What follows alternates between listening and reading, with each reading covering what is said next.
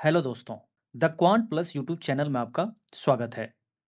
हम RRB NTPC graduate level CBT 1 के उन सवालों को सॉल्व करना सीख रहे हैं जो 5 जून 2025 के शिफ्ट 1 में पूछे गए थे। तो चलिए बिना समय गवाए अगला सवाल शुरू करते हैं। सवाल है, किसी आंकड़ा समुच्चय का बहुलक और माध्यिका क्रमशः 28.4 और 88 है। आंकड़ा समुच्चय का माध्य क्या होगा? मूलानुपाती सूत्र का उपयोग यहाँ पे करना है। तो सबसे पहले हम यहाँ पे मूलानुपाती सूत्र क्या होता है वो हम लोग देखेंगे। ठीक है, मूलानुपाती सूत्र, इसमें क्या होता है, मोड, मीडियन और मीन के बीच में एक रिलेशन है। ठीक है, क्या है? मोड बराबर 3 into median minus 2 into mean होता है। यही आपका मूलानुपाती सूत्र है। इससे कभी कभी एग्जाम में प्रश्न पूछ लिया जाता है। इस तरह के प्रश्न में 2 का वैल्यू दिया रहेगा और किसी तीसरे का वैल्यू आपको निकालना होगा। जैसे कि यहाँ पर मोड और मीडियन का वैल्यू दिया हुआ है और हमसे मीन का वैल्यू पूछा जा रहा है। जैसे हमसे क्या पूछा जा रहा है, यहाँ पे मीन पूछा जा रहा है।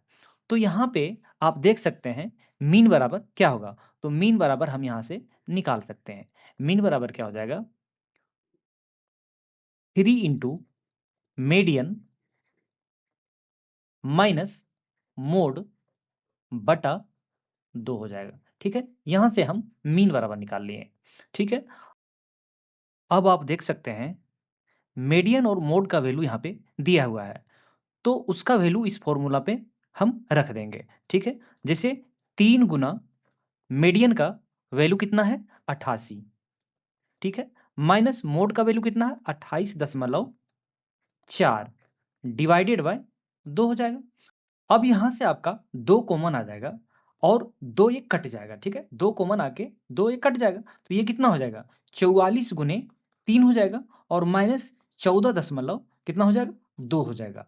अब यहाँ पे आप लास्ट डिजिट अगर निकालेंगे तो आपका शायद आंसर मैच कर सकता है। जैसे 4 तिया 12 यानी कि यहाँ पे आया आपका लास्ट डिजिट 2, और इसको अगर हम माइनस करते हैं यानी 0.2 यहाँ पे माइनस करेंगे। ठीक है, तो आप देखिए यहाँ पे दशमलव नहीं है तो एक दशमलव देके यहाँ पे 0 डाल सकते हैं।